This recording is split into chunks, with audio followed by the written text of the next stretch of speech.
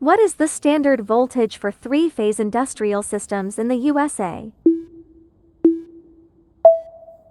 480 volts.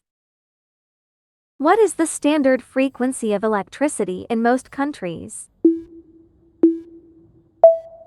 60 Hz. What is the maximum load capacity of a standard household electrical outlet? 15 amps. What component is used to change alternating current voltage? Transformer.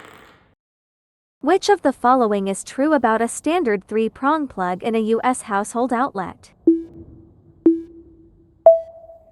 The third prong provides a grounding path for safety.